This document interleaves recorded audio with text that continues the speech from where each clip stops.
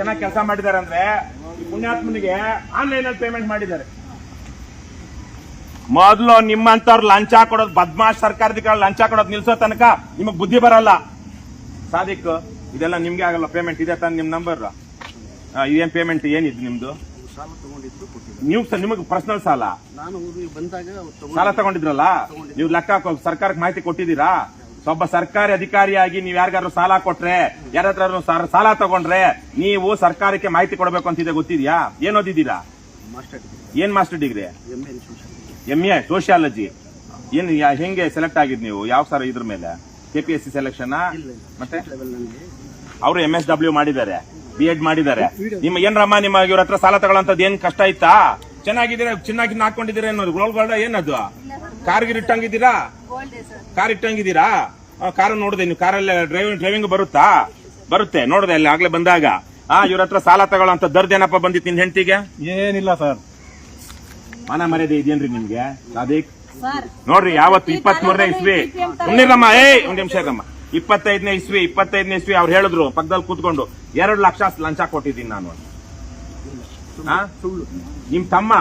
ನಿಮ್ ತಮ್ಮ ಜೀಲಾನಿ, ಆತನಿಗೆ ನೀವು ಕೆಲಸ ಮಾಡುವ ಇದ್ರಲ್ಲೇನೆ ಒಬ್ಬ ಹೊರಗುತ್ತಿಗೆ ನೌಕರನಾಗಿ ನೇಮಕ ಮಾಡ್ಕೊಳ್ಳೋದಿಕ್ಕೆ ನಿಮ್ಗೆ ಯಾವ್ದು ಸರ್ವಿಸ್ ರೂಲ್ಸ್ ಅಪ್ಲೈ ಆಗಲ್ವಾ? ಅದೇನು ಅಡ್ಡ ಬರಲ್ವಾ?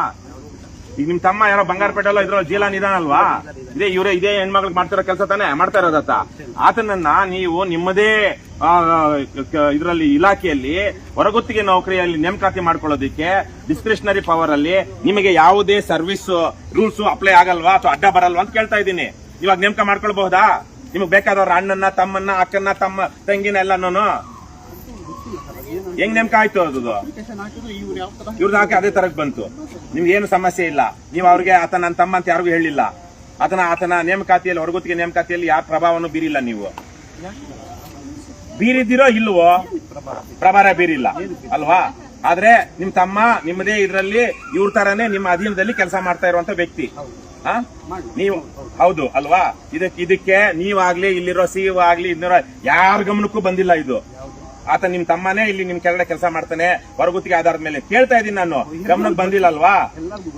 ನೀವೆಲ್ಲ ಸರ್ಕಾರಿ ಅಧಿಕಾರಿಗಳು ಎಷ್ಟು ಹಲ್ಕಾ ಕೆಲಸಕ್ಕೆ ಇಳಿದು ಬಿಟ್ಟಿದ್ದೀರಿ ಅಂದ್ರೆ, ನ್ಯಾಯ, ನೀತಿ, ಧರ್ಮ ಅನ್ನೋದೇ ಇಲ್ರಿ ನಿಮಗೆ.